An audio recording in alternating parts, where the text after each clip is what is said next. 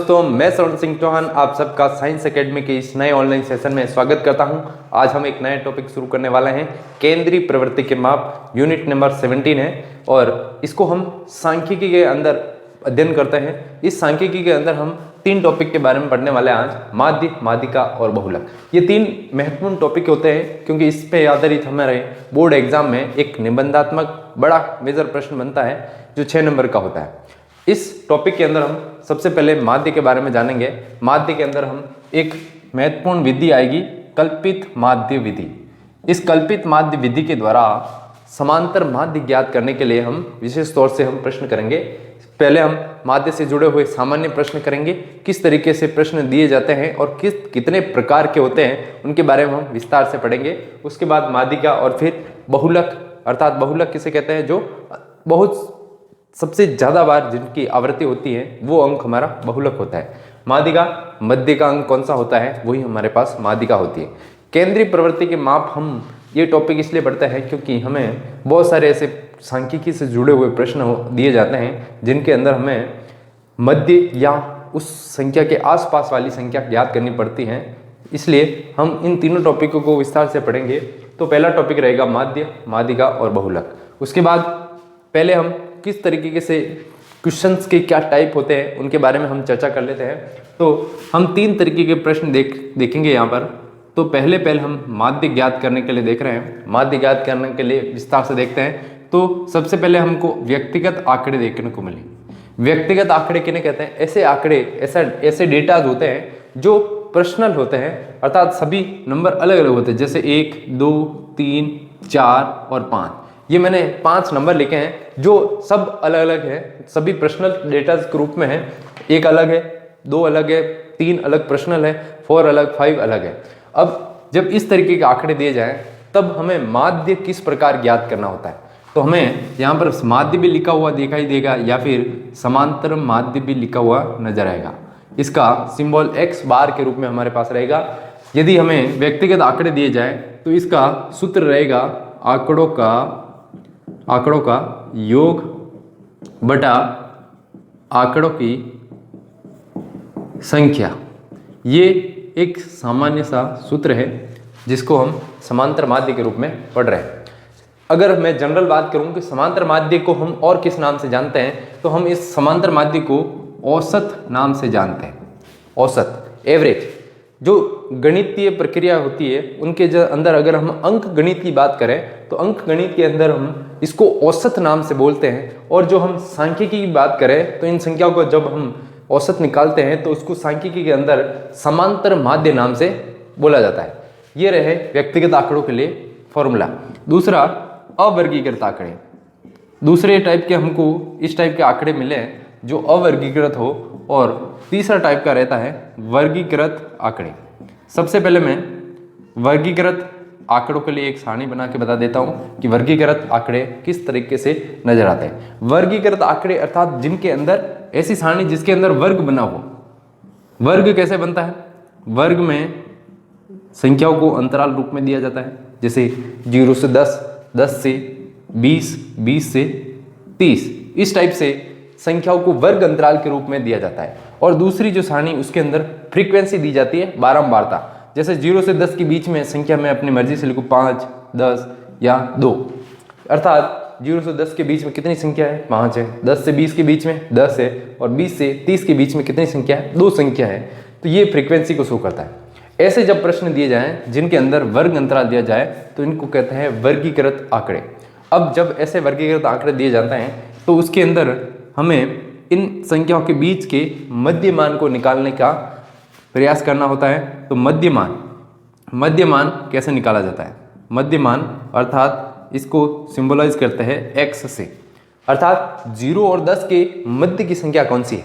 मध्य की संख्या कैसे निकालेंगे? 0 और 10 के बीच की मध्य की संख्या हम देख के ही पता लगा सकते हैं कि हम जनरल बात जानते हैं कि 0 और 10 के बीच में कौन सी संख्या होती है? 5। 10 और 20 के बीच में मध्य की बिल्कुल संख्या कौन सी होती है? 15। 20 से 30 के बीच मध्य की संख्या कौन सी होती है? 25। अब मैंने 25 कैसे निकाला? मध्य की संख्या कैसे निकाली जाती है? उसके लिए मैंने इस सूत्र का प्रयोग किया, आंकड़ों का योग बटा आंकड़ों की संख्या।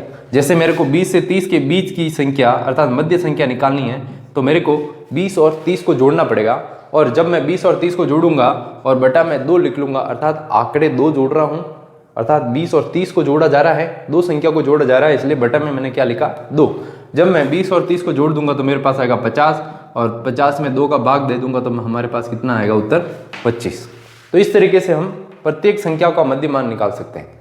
ये मध्यमान निकालना इसलिए आवश्यक है क्योंकि जब हम इनका फॉर्मूला पढ़ते हैं x बार, तो समांतरवादी का फॉर्मूला बनता है सिग्मा एफ एक्स बटा सिग्मा एफ। ये वर्गीकृत आंकड़ों के लिए समांतर माध्य ज्ञात करने का सूत्र रहेगा सिग्मा एफ एक्स बटा सिग्मा एफ, जिसके अंदर ऊपर एफ एक्स लिख रखा है, तो यहाँ पर एफ है, एक्स का मान कैसे निकालेंगे, 0 और 10 इनके मध्यमान निकाल दिए जाए। मध्यमान कैसे निकालेंगे, उसके लिए हम इसी फॉर्मूले का उपयोग करेंगे, आंकड़ों का योग बटा आंकड़ों की संख्या। यदि मैं इनका निकालूं तो इसके लिए भी हम कैसे निकालेंगे, पांचों को जोड़ के बटा में क्या लिखूंगा मैं 5।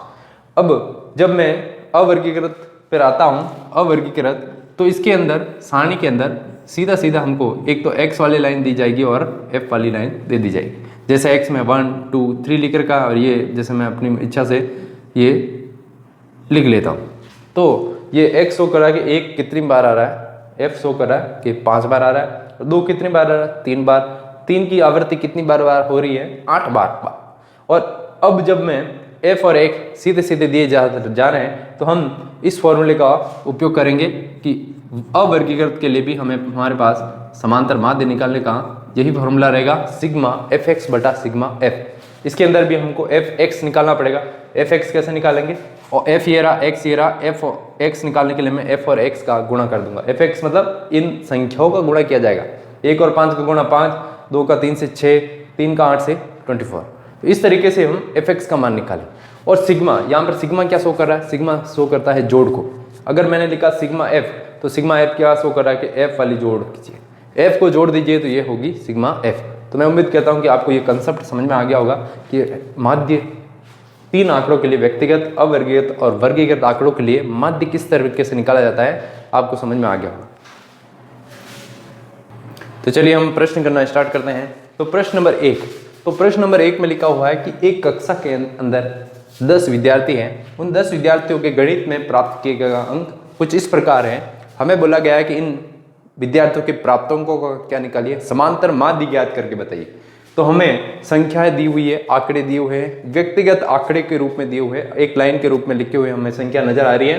तो इनके लिए जब संख्याएं व्यक्तिगत आंकड़ों में दी जाए तो हमारे पास समांतर माध्य निकालने का क्या फॉर्मूला है, आंकड़ों का योग बटा आंकड़ों की संख्या, आंकड़ों की संख्या, ये हमारे पास समांतर माध्य का फॉर्मूला है। तो मैं एक बार समांतर माध्य का फॉर्मूला लिख के फिर आपको हल करके बताता हूँ कि किस तरीके से इन आंकड़ों के लिए समांतर माध्य ज्ञात किया जाएगा। तो देखिए कि हमारे पास सूत्र है, योग करिए और बटा में लिखिए आंकड़ों की संख्या। अब आंकड़े क्या क्या लिख करके हमें, तो आंकड़ों का योग करता है 52 प्लस 75 प्लस 40 प्लस 70 प्लस 43 40 65 35 48 52, और इस तरीके से हमारे पास हम गिन भी सकते हैं इन सभी नंबर्स को, 1 2 3 4 5 6 7 8 9 10।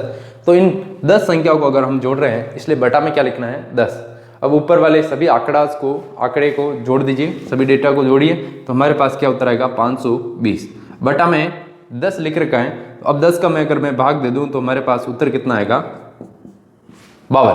तो इस तरीके से जो हमें आंकड़े दिए गए उनका माध्य हमारे पास आया है 52। प्रश्न नंबर 2 की ओर बढ़ रहा हूं मैं। तो प्रश्न नंबर 2 में लिख रखा है कि एक विद्यालय के सहायक कर्मचारियों का मासिक वेतन दिया गया है 1720, 1750, 1760 और 1710 रुपए। ये विद्यालय के सहायक कर्मचारी हैं। ऐसे कर्मचारी जो सहायक के रूप में काम करते हैं, जैसे साफ सफाई करने वाले, कंप्यूटर ऑपरेट करने वाले या अकाउंट संभालने वाले, वो सहायक कर्मचारी। हमें इनका समांतर माध्य ज्ञात करने के लिए बोला गया है। तो हमें ये व्यक्तिगत आंकड़ों के रूप में हमें नजर आ रहे हैं, तो हम समांतर माध्य निकालने के लिए ये फॉर्मूला का प्रयोग करें। तो आंकड़ों का योग बटा आंकड़ों की संख्या, तो आंकड़ों का योग करते हैं। तो आंकड़े हमारे पास दे रखा है 1720 प्लस 1750 1760 प्लस 1710, बटा में हम लिखेंगे 4, क्योंकि हम कितनी संख्याओं को जोड़ रहे हैं 1 2 3 4, तो बटा में लिखा 4। अब अगर हम ऊपर वालों को सभी का योग कर दें तो 6940 आएगा बटा में 4। अब यदि मैं 4 का भाग इसमें दे दूं तो हमारे पास उत्तर आएगा 1735 रुपये। ये हमारे पास क्या है, समांतर माध्य है। जो सहायक कर्मचारी है उनके मासिक वेतन का समांतर माध्य कितना रहेगा, 1735। अर्थात हर व्यक्ति को लगभग औसतन 1735 रुपये मासिक वेतन के रूप में दिए जा रहे हैं। चलिए अगले प्रश्न की ओर बढ़ते हैं हम। प्रश्न नंबर 3 में हमें कुछ डेटा दे रखे हैं 3, 4, 8, 5, x, 3, 2, 1। इनमें एक संख्या अज्ञात दी हुई है x और हमें x का मान पूछा गया है। प्रश्न में हमें समांतर माध्य का मान दिया गया है 4 और हमें पूछा कि x का मान ज्ञात करके बताइए। बड़ा सरल सा प्रश्न है और अच्छे से हम इस सवाल को कर सकते हैं। तो हमें समांतर माध्य का मान दिया हुआ है, समांतर माध्य का मान कितना है, 4। यदि समांतर माध्य का मान 4 है और हमारे पास समांतर माध्य का फॉर्मूला क्या होता है, आंकड़ों का योग बटा आंकड़ों की संख्या। अब हम क्या करेंगे, इनके अंदर हम मान रखें आंकड़ों का योग बटा आंकड़ों की संख्या और बराबर में हमको क्या लिखना है, 4 लिखना है। अब बराबर में 4 लिखे हैं तो देखिए आंकड़ों का योग करें तो 3 + 4 8, 5, x, 3, 2 और 1 बटा में लिखना है मेरे को 8। बराबर में हमको क्या लिखना है, 4। क्योंकि हम 8 संख्याओं को जोड़ रहे हैं, आप गिन सकते हैं 1, 2, 3, 4, 5, 6, 7, 8। अब इन सब संख्याओं को मैं जोड़ रहा हूं तो आपको ध्यान ये रखना है कि यहाँ पर हम योग कर रहे हैं, जोड़ रहे हैं, तो x किसी में नहीं जुड़ेगा क्योंकि x एक अननोन नंबर है।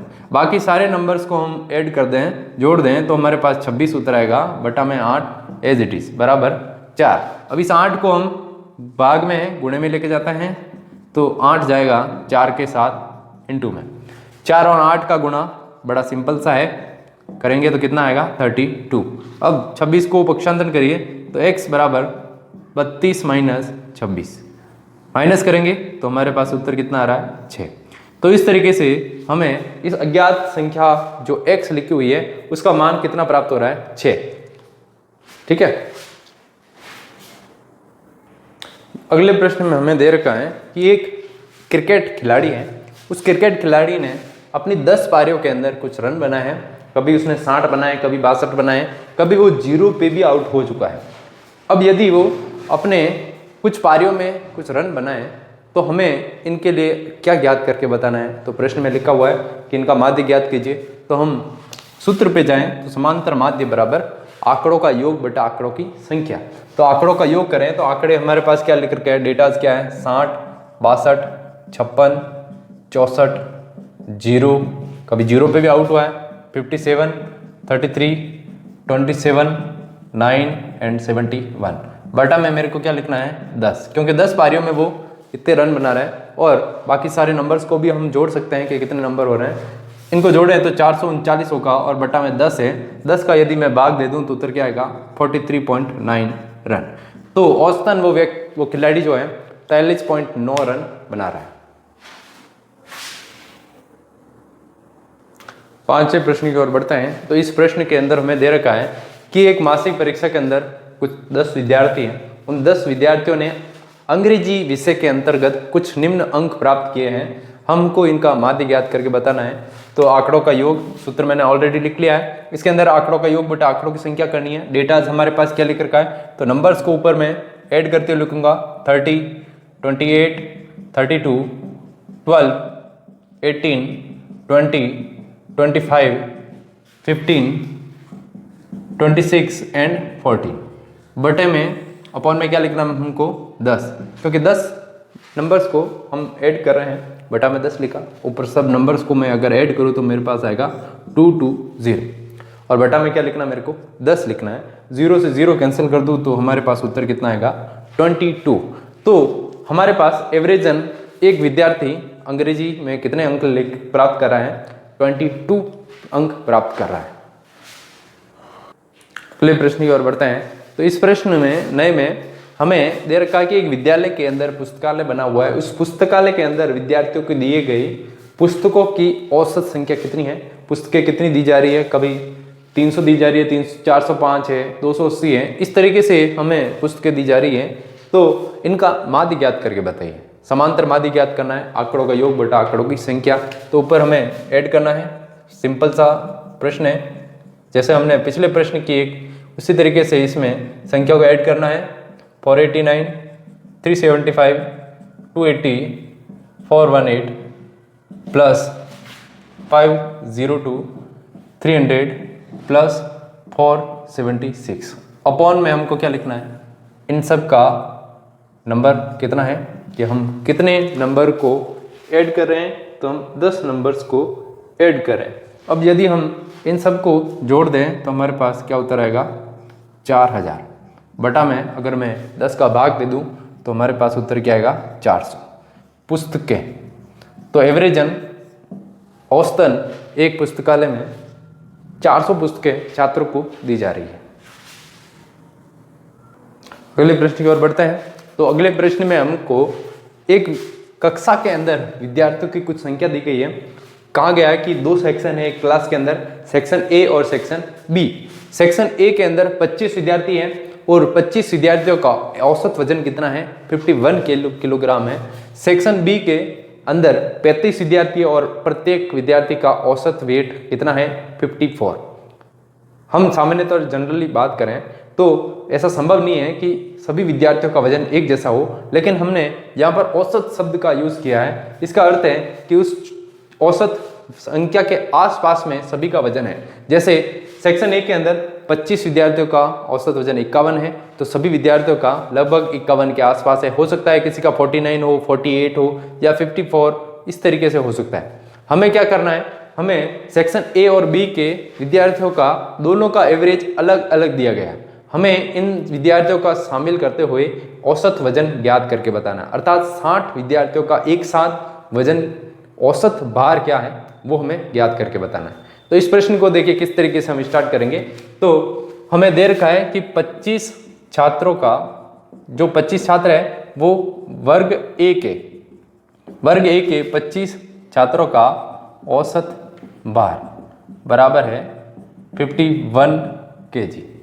और यदि मैं इस सेक्शन ए के सभी विद्यार्थियों का कुल भार ज्ञात करना चाहूँ, यदि मैं कुल भार ज्ञात करना चाहूँ तो मैं किस तरीके से करूँगा। देखिए 25 छात्रों का औसत भार 51 kg है। हमें ये मान के चलना है कि एक एक विद्यार्थी का, प्रत्येक विद्यार्थी का वजन कितना है 51 किलोग्राम है। एक विद्यार्थी का वजन 51 किलोग्राम मानना है, तो 25 विद्यार्थियों का वजन किस प्रकार ज्ञात किया जाएगा। तो हम क्या करेंगे 25 × 51, तो हमारे पास उत्तर क्या आएगा 1275 किलोग्राम। तो इस प्रकार सेक्शन ए के 25 विद्यार्थियों का कुल वजन कितना आएगा 1275 किलोग्राम। अब सेक्शन बी की ओर बढ़ते हैं। तो सेक्शन बी अर्थात वर्ग बी के 35 छात्र है उसमें, तो 35 छात्रों का औसत भार बराबर हमारे पास दे रखा है 54 kg।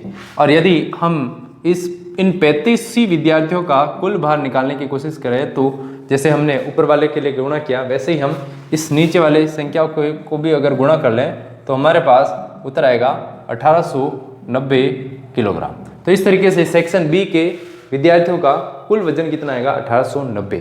इसके अंदर भी 35 यदि विद्यार्थी हैं तो एक विद्यार्थी का मैं मानूंगा कि एक का वजन कितना है 54 किलोग्राम है। यदि एक का वजन 54 है तो 35 विद्यार्थियों का कितना होगा टोटल 1890 किलोग्राम होगा। और यदि हम बात करें कि कुल विद्यार्थी कितने हैं या कुल छात्र की बात करूं, क्योंकि छात्र का वजन है, तो कुल छात्र कितने हैं टोटल 60 छात्र हैं। हमें ज्ञात क्या करना है, इन 60 छात्रों का एक साथ समांतर माध्य ज्ञात करना है x बार। तो इसके लिए हमारे पास एक सामान्य सा सूत्र है, आंकड़ों का योग बटा आंकड़ों की संख्या। अब मैं क्या करूंगा, आंकड़ों का योग करूंगा, अर्थात 1275 और 1890 को जोड़ दूंगा और बटा में क्या लिखूंगा, बटा में लिखूंगा 60। गलती से आप 1275 और 1890 को दो विद्यार्थी ना मान ले, क्योंकि एक विद्यार्थी का वजन कभी भी संभव नहीं है कि वो 1275 हो या 1890 हो। ये 1275 और 1890 हैं। यहाँ पर जोड़ दो संख्याओं की जा रही है, लेकिन बटा में 2 नहीं लिखा जाएगा, क्योंकि यहाँ पर हम 60 विद्यार्थियों के वजन की बात कर रहे हैं, इसलिए बटा में क्या लिखा जाएगा 60 लिखा जाएगा। 1275 और 1890 है दो संख्या ही है, लेकिन 1275 आया कहाँ से, 25 विद्यार्थियों का वजन आया है टोटल, और यहाँ पर 1890 कहाँ क्या आया है, 35 विद्यार्थियों का कुल भार आया है, इसलिए हम बटा में क्या लिख रहे हैं 2 नहीं लिख के 60 लिख रहे हैं। अगर मैं इनका जोड़ कर लूँ 1275 और 1890 का, तो 3165 हमारे पास उत्तर आएगा। बटा में 60 है, अब 60 का भाग दे दीजिए, तो 60 का भाग दूंगा तो हमारे पास उत्तर आएगा 52.75 किलोग्राम। तो इस तरीके से एक कक्षा के 60 विद्यार्थियों का औसत वजन कितना आ रहा है, 52.75 किलोग्राम। चलिए अगले क्वेश्चन की ओर बढ़ते हैं। मैं उम्मीद करता हूं कि ये क्वेश्चन आपको समझ में आ रहे होंगे। अगले प्रश्न की ओर बढ़ते हैं। तो इस अगले प्रश्न में हमें लिख रखा है कि 5 संख्याओं का औसत है 18, एक संख्या हटा दी गई है, तो औसत कितना रह रहा है, 16 रह रहा है। तो जो हटाई गई संख्या है वो हटाई गई संख्या हमें ज्ञात करके बताइए। तो देखिए कि 5 संख्याओं का एवरेज हमारे पास क्या है, 5 संख्याओं का एवरेज है 18। 5 संख्याओं का मतलब पांचों संख्या है, सभी संख्या क्या शो करती है, औसत, अर्थात प्रत्येक संख्या 18 को शो करेगी। पहली संख्या 18 है, दूसरी भी 18, तीसरी, चौथी और पांचवी, पांचों जो संख्या है वो 18 शो कर रही है।